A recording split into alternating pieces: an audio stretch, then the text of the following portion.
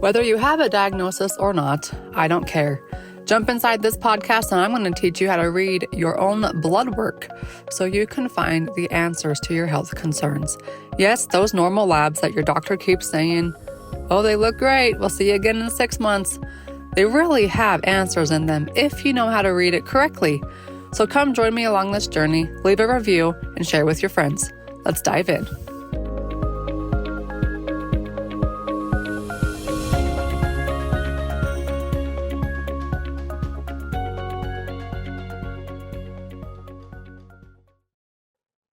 Welcome to the Beyond the Diagnosis podcast with me, your host, Dr. Kylie. We have a very incredible story coming on today, and a chiropractor by degree, but he's not just a chiropractor. Dr. Davis McAlister is joining us straight from Texas, just north of Dallas in Frisco, where he has his practice. You can find his practice at Synapse, SYNAPSEHPC.com. He is also a professor at Parker University, which is a chiropractic school. So Dr. Davis, welcome on. Hey, thank you. Thank you for having me. Yeah, tell us a little. I know when I saw your bio, I was like, holy smokes, that's a story. Yeah. I'd love to hear it. Yeah. So I grew up in Mississippi, kind of the majority of the time growing up, I grew up in a relatively rural area. And then we moved when I was in high school to a bigger city just outside of Jackson. And, growing up, I was a latchkey kid. So I kind of date myself when I throw that out, because those of us that grew up in the 80s, our parents, the way the culture was at that time, my parents worked from can to can, and we were left to just kind of fend for ourselves. And in that process, we had to be resilient and resourceful and all those things. But at the same time, it also lends itself to not having great relationships where your parents are concerned. And mine was not real great with my dad. I got along with my mom fine, but my dad was, it was consistently an issue. And it finally came to a head when I was a teenager, and, he kicked me out of the house and said, we're done. And I ended up living on the streets for about 3 months. Managed to get in touch with an Army recruiter, and an Army recruiter got me in about 10 days after I signed my paperwork. He said, we'll get you out of here. That was the soonest they could get me out, which is actually pretty quick, because anymore, if you try to enlist, you're looking at a good couple month wait before you can leave for basic. So he was able to get me in, and that was kind of my escape out of my situation. So I spent 8 years in the military. I worked in military intelligence. I was a human intelligence specialist, which that's what they call it now. At the time, my job, I was an interrogator, cross-trained in counterintelligence, and I had to learn languages. So that was so that was my job for the 8 years that I was in. And then, during that process, I had a lot of growing, a lot of maturing I had to do. And, you never really know how strong you are until being strong is all you really have left. So I had a lot of growth out of that. And, but at the same time, I was able to figure out what I was capable of. And, it allows you to be able to grow beyond your limits. And so out of that, my self-confidence grew, my self-discipline grew. And this was getting out towards the end of the 90s, just before 9/11, and decided that, it was time to go back to school. They were doing drawdowns in the military. They were actually cutting back some of our job slots. And I was faced with either staying in my job but not being able to get promoted for several years, or I was going to have to reclassify it to another job, which I didn't want to do, or just go ahead and get out and go back to school. So I chose to get out and go back to school, and started going to school at Mississippi State, where I got my first bachelor's degree. Didn't really know what I wanted to major in. Going back to my, I traveled a lot when I was in the military, and still had some international connections and things like that. So I thought maybe it would be a good fit to go into international business. Started getting into the business classes and some of the international political science classes and things like that, and realized I absolutely hated it. And so I didn't, but I didn't really know what else to do. So, and at the time, I was also a high-level competitive powerlifter, and the starting tight end for the football team invited me to come work out with him. And so we went and worked out. He's like, dude, you ought to come out and play. And at the time I was 25, almost 26 years old. And I was like, dude, I'm too old for that. And I said, there's got to be an age limit. So he went and checked and said, nope, there's no age limit. You have eligibility, you can play. So, I went ahead and took that on as a, just as a hobby more than anything else. Really had no anticipation that I would ever. Football? Yeah, football. Just join the football team? Yeah, I went That's out. awesome. Went out as a walk on, and I mean, I was an athlete growing up.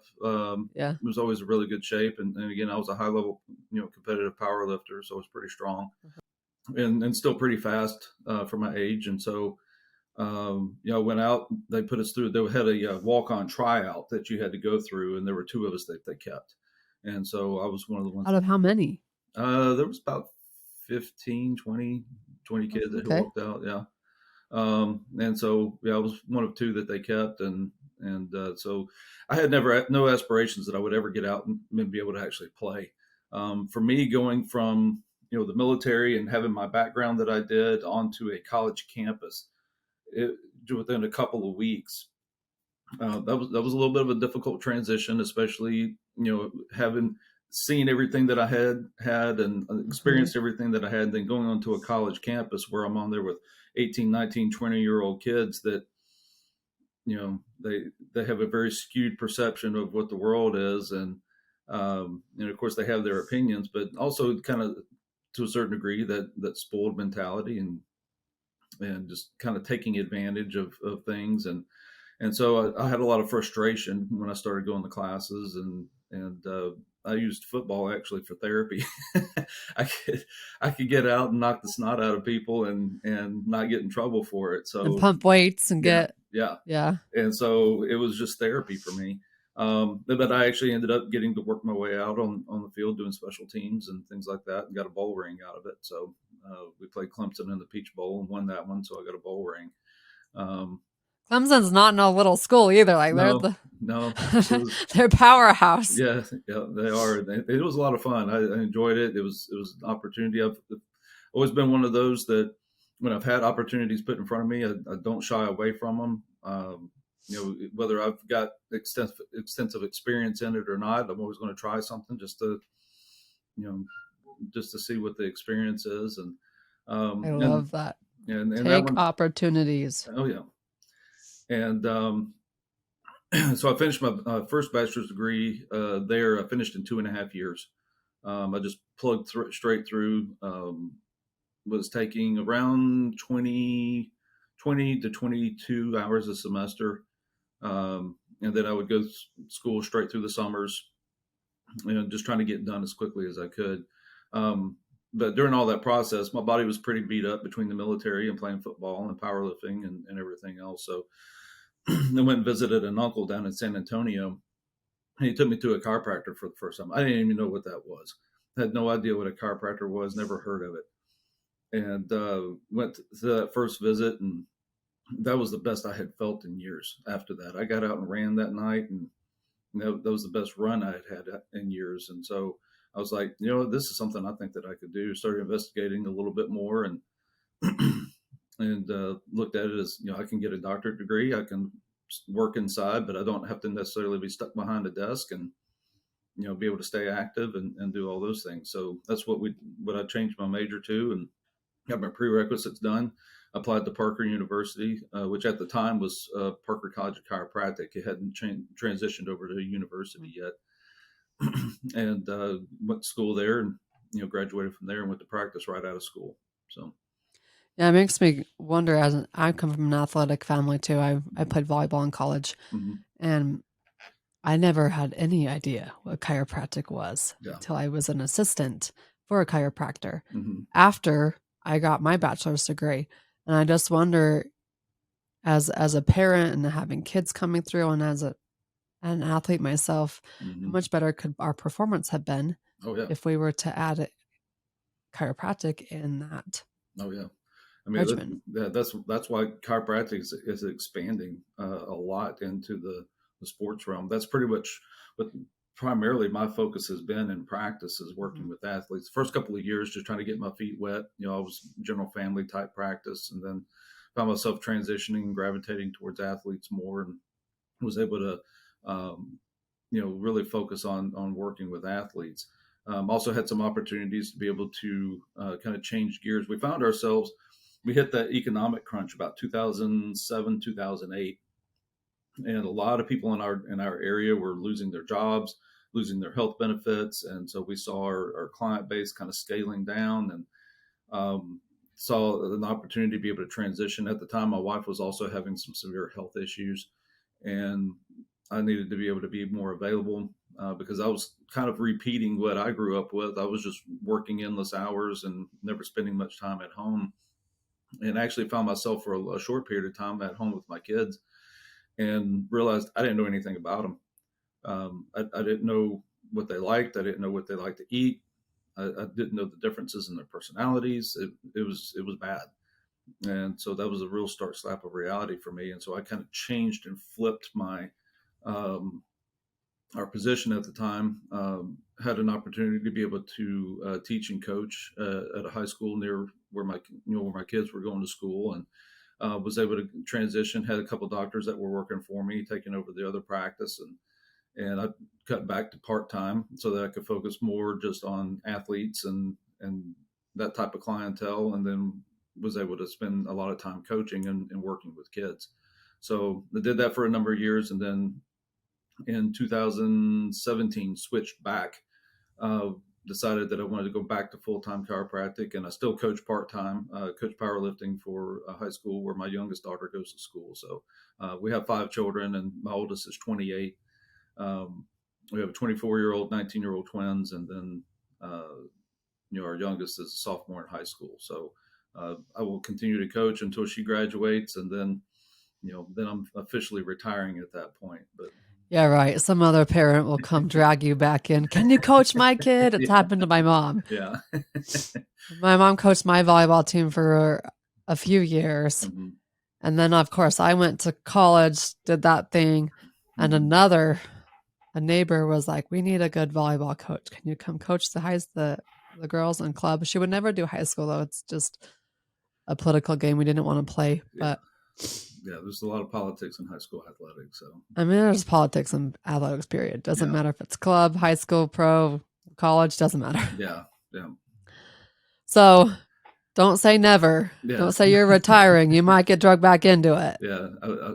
That's my official declaration, is that I'm going to retire. So we'll see what happens after that. But Are you going to keep going with chiropractic? oh yeah. I will continue to be in practice, and I'm going to always continue to be. That's always going to be a mainstay. So, but Yeah. I have other things that I'm working on and transitioning to, and we'll just see what the future holds. Well, walk us through some of your favorite patient stories in the office. Okay. What transformations have you seen? So my scope of practice, I'm more into functional movement, and so I do a lot of movement assessments on patients when they come in. And given that I work with a lot of athletes, and athletes could be, anywhere from somebody that actually works on a sports team to our weekend warriors type folks that like to go out and do mud runs and those types of things. What I refer to as casual marathoners. There's some of those out there that they train but they still work, and just like to run a marathon every once in a while. So, but I work on functional movement, and it's always a really awesome transition to be able to see, because we film their movement patterns when they start, and then we we'll put them through a period of about 4 weeks, and then we'll go back and we'll film them again going through those same movement patterns and seeing the stark reality. And one of the things in our clinic, we started off focusing primarily, we were on Parker campus, and then we transitioned out to Frisco. We were actually located right next to the Dallas Cowboys headquarters in Frisco. Cool. And we're in the sports med building where, matter of fact, the Dallas Cowboys orthopedic surgeon is right across the hall from us. And so, we started off working with a lot of veterans with traumatic brain injury, and took several different components and several different aspects and looked at what other clinics were doing with that from both a neurological standpoint, physiological standpoint. There's not a whole lot that are actually addressing the physical standpoint. And so that's one of the things that kind of set us apart. I came in and wrote the program for doing the functional assessment portion and developing the programs that would complement a neurological rehabilitation for those veterans that are coming in with traumatic brain injury. Continue to work with that, saw that our benefits were a lot higher by combining all three aspects together in our clinical approach. And then when we moved to Frisco, we started drawing in a lot of the retired pro players. So we've seen, I would say some of the most dramatic ones that we've seen. We had one guy that was a retired Green Beret that when he got out didn't really have much purpose or focus on anything, was struggling trying to integrate back into society, and to the extent where he was suicidal. He was basically one step from the edge. And after coming through our program, us working with him, also getting him some additional resources, he's been able to completely turn his entire life around. He's gotten off the pain pills. He was addicted to Percocet. Wow. And so, we've seen some pretty dramatic turnarounds in some of those. Even with some of the retired athletes that we have coming in, we had one guy that was coming in that had chronic migraines. He had a migraine. He told us that he had a migraine every day since 2012, and that he had been through multiple treatment centers and things like that, trying to get help. And both between physical pain and the neurological stuff that he had going on, we were able to work with him, and he was able to come back off the edge, and has actually been an integral part in bringing more retired athletes into us, and making some key introductions for us to be able to help more people. Yeah. Retiring athletes, I mean, their life is the sport. Yeah.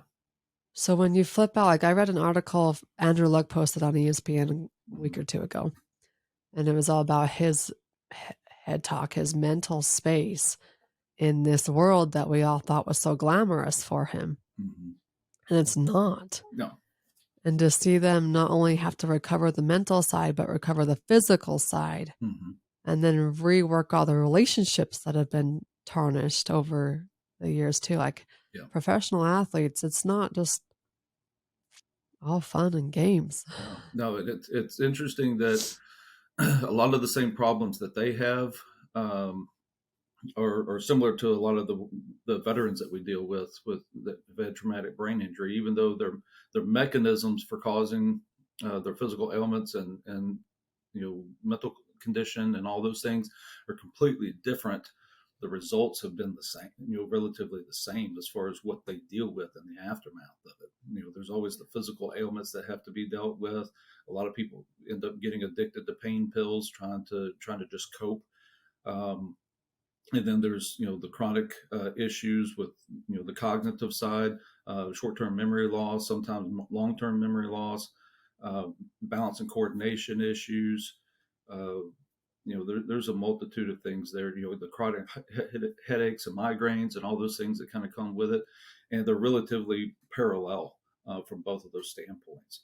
So, and you think about it, the average NFL ad, I think that they said that at one point in time, I'm not sure if the numbers changed, the average career of an NFL athlete was 3 or 4 years.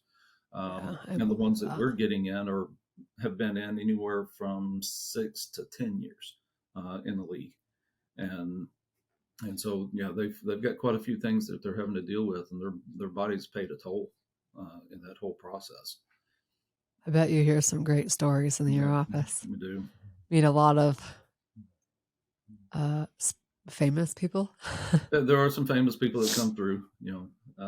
Always have people try to get me to tell who comes in the office, and I'm like, nope, I'm not breaking HIPAA compliance. So yeah, I'm not getting myself in trouble for that. So. Yeah, you just keep your stories clear. Yeah. Well, that's really cool, guys. If you are an athlete, if any of this resonates with you, you can find him right outside of Dallas, Texas, in Frisco. Oh, there was, Sean Bradley, the NBA player. Mm-hmm. So he got in a car wreck, not in a car wreck, but he was hit by a car on his bike here in southern Utah. And I just watched a documentary on him a few months ago. Yeah. Paralyzed, I think neck down, right? I believe so. Yeah. Can't use arms or his legs, and he just moved to Dallas. Okay. Because of the facilities there. Yeah. There's several different really great treatment centers around DFW for those types of injuries. So yeah. Well, guys, just because Dr. Davis is a chiropractor by degree, he still does chiropractic, but there's a lot more you can do out there, even though you have a degree. So I'm a walking testimonial as well. And don't forget your family, because like he said, he had that awakening where it's like, I need to spend time with my kids. Yep. And that's one of my biggest priorities too. Like, I'm going to work 25 hours a week and I'm going to go gung ho during those 25 hours, but the rest I get to be mom. Yep. So mold your business to how your lifestyle is, not the other way around. All right, Dr. Davis, where can they find you?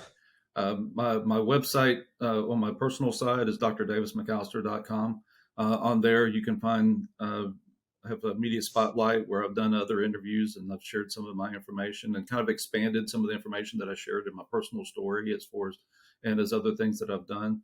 I've also got a book out. It's called The Pillars of Powerful Parenting that I started writing when I was teaching and coaching, because I had kids that would come and talk to me and ask for advice, and sometimes parents at the same time. I started writing all those stories down, and it ended up turning into the form of a book.